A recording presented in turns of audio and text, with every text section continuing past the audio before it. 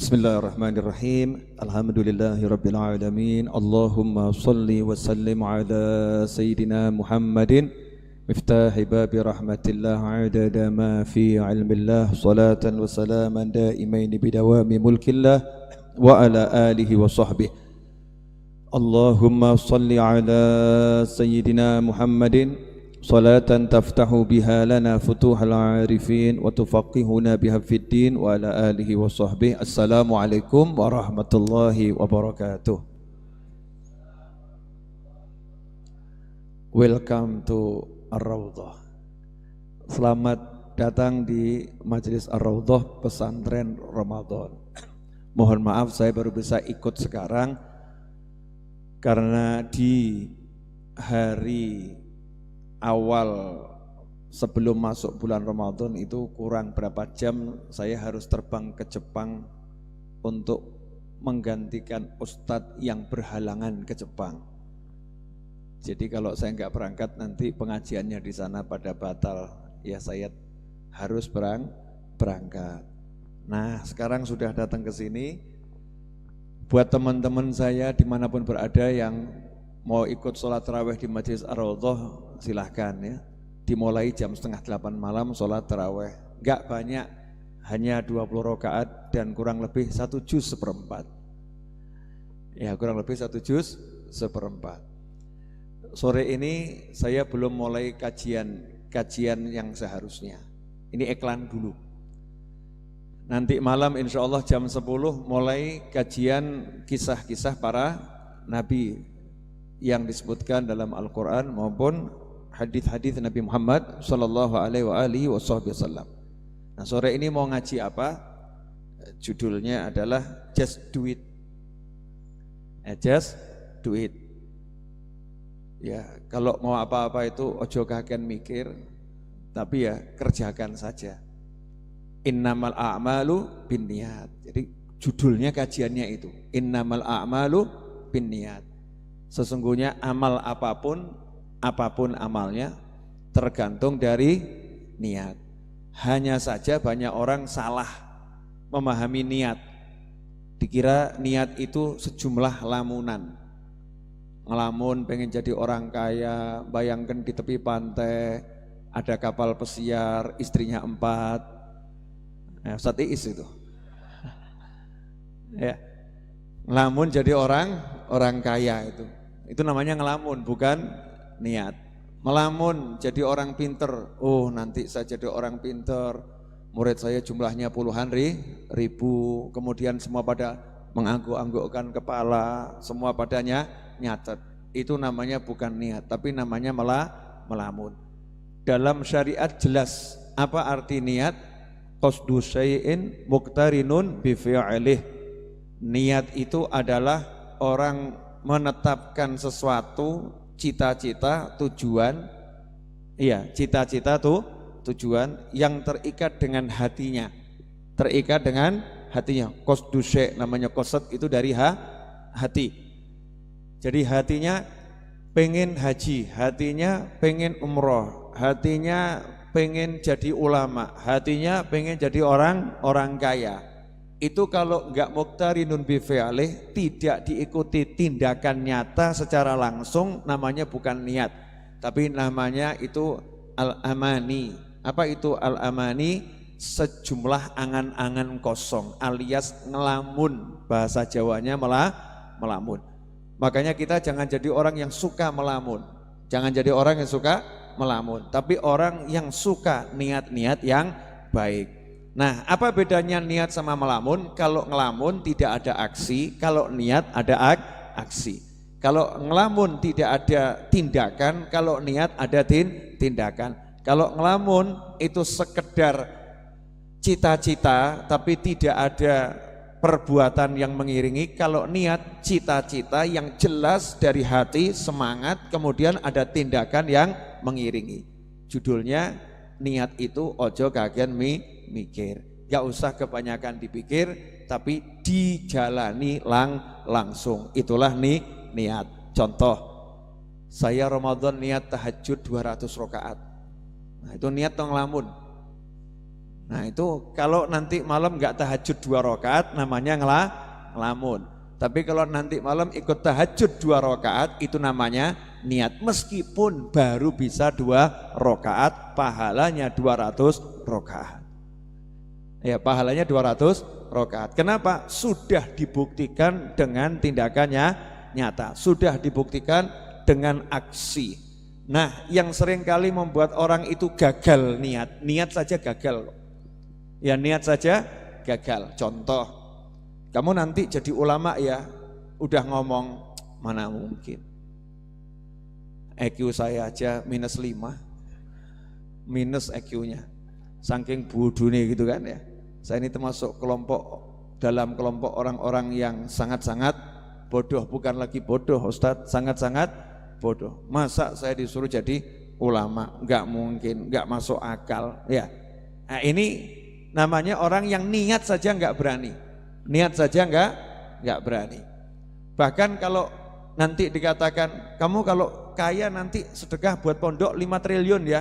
Wah, jangan aneh-aneh. Saya bayar SPP aja enggak bisa kok. Kalau kaya bayar bantu pondok 5 triliun. Ini baru niat saja udah enggak berani. Niat sudah gagal. Nah beda dengan orang-orang yang kenal Allah Subhanahu wa ta'ala, orang-orang yang paham Allah Subhanahu wa ta'ala. Makanya niat itu urusannya hati sama Allah Subhanahu wa ta'ala. Kalau udah hatinya nyambung ke Allah, selesai. Contoh, bodoh, bahasa Jawanya bodoh itu apa? Apa? Enggak apa-apa, banter sidik Jawa kok ya. Bahasa Jawanya bodoh apa? Goblok. Kalau gobloknya agak kebangetan namanya apa? Pekok. Ya bodoh, goblok, pekok gitu kan ya. Apalagi? Hah? Dedel. Apalagi? Pengku. Ya, semacam-macam itu ya. Kata untuk namanya bodoh. Ini orang bodoh pengen jadi ulama. Tapi dia enggak bodoh. Kenapa enggak bodoh? Aku punya Allah, Tuhanku adalah Allah. Aku seorang muslim, ikrar pertamaku la ilaha illallah Muhammadur Rasulullah SAW. Ikrar pertamaku itu. Jadi aku punya Allah, sementara aku pekok, sementara aku goblok, sementara aku bodoh. Cita-cita jadi ulama. Dia enggak minder, enggak bingung. Datang pengajian, datang majelis, Masya Allah, bawa buku, bawa pulpen, ya tulisannya jeleknya luar biasa, langsung dia niat saya pengen jadi ulama, dia nulis satu-satu, nggak paham pokoknya ditulis ini, nggak paham ditulis, dia nggak paham tapi semangatnya luar biasa, ini niatnya kuat. Jangan kaget, Allah maha mampu membuat orang goblok jadi alim, orang bodoh jadi orang yang sangat berilmu. Ibn Hajar salah satu contohnya. Ya Ibn Hajar itu di pondok pesantrennya terkenal anak bodoh, terkenal. Saking bodohnya sampai beliau mengakui aku ini bodoh. Makanya resign, mengundurkan diri dari pesantren. Nemui Pak Yai, Ustadz, mohon maaf berdasarkan tingkat kebodohan saya tidak layak lagi tinggal di pesantren ini. Karena Ustadz udah ngajari saya bertahun-tahun, saya diajari apapun nggak bisa masuk, mental, nggak bisa masuk. Tapi ini kan niatnya luar biasa. Cuman waktu itu ya Ibn Hajar masih anak yang cari ilmu dengan tingkat IQ yang menurut orang-orang di bawah rata-rata teman-temannya luar biasa. Kata gurunya, kata ustadznya, udah kamu di sini saja, nggak apa-apa. Saya siap kok ngajari orang bodoh. Saya siap ngajari orang yang nggak pinter biar jadi pinter. Ini loh prinsipnya guru zaman dahulu. Guru zaman dahulu tuh nggak ada buat sekolah kok judulnya sekolah dengan syarat yang IQ-nya sekian diterima, NEM-nya sekian diterima, nilainya sekian diterima. Kalau di bawah itu silahkan cari sekolah yang lain. Nggak ada guru yang seperti itu zaman dulu. Zaman dulu pokoknya ada murid datang diterima, niat apa? Cari ilmu, sudah datang, berarti sudah niat. Kamu bodoh, aku akan buat kamu pinter. Semangatnya ulama seperti itu. Kamu belum baik, aku akan buat kamu jadi baik dengan izin Allah Subhanahu wa ta'ala. Makanya semangatnya guru untuk murid ini menghasilkan sesuatu. Memang tugasnya guru kan mengajar orang bodoh jadi pinter. Lah kalau yang daftar pinter semua seperti Anda kan saya nggak repot. Ini kan orang-orang pinter, ngajari orang-orang pinter nggak repot. Kalau yang diajari orang-orang yang belum pinter itu repot, betul. Nah orang-orang dulu itu nggak pilih-pilih, pokoknya kamu pinter, kurang pinter, moro ke sini saya ajari. Termasuk gurunya Ibn Hajar. Udah toh pokoknya kamu di sini saja. Tapi Ibn Hajar sungkan sama gurunya, nggak enak sama gurunya. Bertahun-tahun diajari kok nggak pinter. Akhirnya meninggalkan pondok pesantren. Tapi niatnya pengen jadi orang soleh yang alim, yang pinter. Allah yang membukakan jalan. Last minute, memang tuh lakon menang keri itu biasa. Seketoke awalnya kalah. Itu keri menang, lakon ki menang keri. Makanya kamu jangan pede, lomba lari, maraton, depan sendiri, temanmu di belakang. Cedak garis finish, awakmu mati, koncomu menang. Koncomu menang, betul. Iya, makanya jangan pede kalau belum sampai garis finish, karena judulnya orang Jawa lakon menang keri, betul? Iya, memang seperti itu. Nah ini termasuk Ibn Hajar, niatnya tulus untuk Allah Subhanahu Wa Taala. Belajar, merasa diri yang nggak mampu, keluar dari pesantren, mengundurkan diri. Nggak ada pesantren mengeluarkan orang bodoh. Mohon maaf karena kebodohanmu kamu dikeluarkan. Nggak ada itu. Telaten, sabar. Buat kiai, buat guru, buat habib, buat ustadz, kalau ada satu santri yang bodoh, itu ujian. Yaitu ujian kesabaran. Gurunya bisa sabar atau tidak. Subhanallah, yang dimaksud bodoh di sini bukan bodoh gitu ya, tapi memang kemampuannya memahami, kemampuannya menangkap, kemampuannya menghafal itu di bawah rata-rata. Subhanallah, dalam perjalanan pulang menuju rumahnya di jalan lihat batu dalam satu riwayat. Di riwayat yang lain lihat pinggirannya sumur. Ya pinggirannya sumur yang dari batu. Dilihat pinggiran sumur itu kok dekok. Di riwayat yang lain dilihat ada batu dekok. Ternyata batu yang dekok lengkung gitu ya. Itu kena tetesan air dari gua yang netes terus tes. Lama-lama batunya lekuk gitu ya. Lekuk. Sementara yang sumur itu karena ada timba, dulu belum ada kerean gitu ya. Jadi masih di tepi sumur ditarik pakai tali, kena gesekan tali bertahun-tahun, batunya juga lekuk. Disitulah Ibn Hajar dikasih ilham oleh Allah Subhanahu Wa Taala.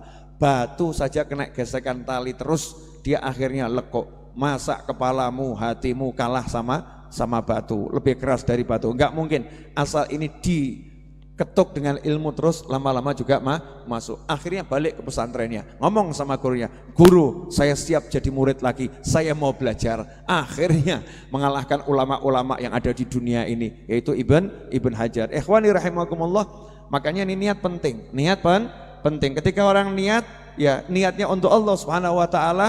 Artinya niat itu pakai aksi, nggak pakai aksi namanya ngelamun. Kalau udah untuk Allah yang turun tangan. Allah akan memberi sesuai dengan kemampuannya Allah memberi, bukan sesuai kemampuanmu dalam beramal. Ya kita dalam beramal kan kemampuan terbatas, betul. Tapi kalau ditujukan ke Allah, Allah balasnya sesuai kemampuannya Allah. Sementara nggak ada yang bisa menghalangi Allah Subhanahu Wa Taala. Tidak ada yang tidak mungkin untuk Allah Subhanahu Wa Taala. Allah selalu maha bisa, Allah selalu maha kuat, Allah selalu maha mampu. Tinggal kitanya mau nggak berniat. Pertanyaan saya, niat nggak jadi wali? Jadi wali aja takut. Makanya di Majlis Ar-Raudhah itu doa penutupnya, Allah waktubni min auliyak. Catatlah aku ini sebagai walimu. Ya, minta jadi wali Allah. Jadi wali kok takut banyak dosa? Justru yang banyak dosa itu calon-calon wali. Loh iya, orang yang banyak dosa kalau dia tobat, dosanya dirubah jadi amal soleh. Dosanya dirubah jadi pahala. Karena niatnya pengen jadi orang soleh. Lihat itu yang niatnya nggak bener. Siapa tukang sihir yang menghajar Nabi Musa, duel sama Nabi Musa. Niatnya nggak bener saja dirubah jadi wali-wali Allah kalau tukang sihirnya. Jadi pengikut Nabi Musa alaihissalam. Apalagi anda-anda yang niatnya insya Allah betul, niatnya benar. Maka jangan khawatir. Siap jadi wali Allah? Siap gitu loh. Walaupun puasa bengok titik loh ya. Siap jadi wali Allah? Yang mbak-mbak kelihatannya kurang siap jadi wali Allah. Siapnya jadi wali santri mungkin ya. Segera punya anak, menikah, punya anak. Begitu mbak-mbak? Enggak, oh enggak. Siap jadi wali Allah? Loh, yang depan enggak siap gantian? Yuk bareng-bareng, siap jadi wali Allah? Siap. Kan gitu, sekali lagi, siap jadi wali Allah? Siap. Nah, kita sudah praktek. Prakteknya apa? Ya begini-begini nih kerjaannya wali Allah, cari ilmu. Ini namanya bukan ngelamun, tapi sudah nih niat. Kerjaannya apa? Sholat berjamaah. Kerjaannya apa?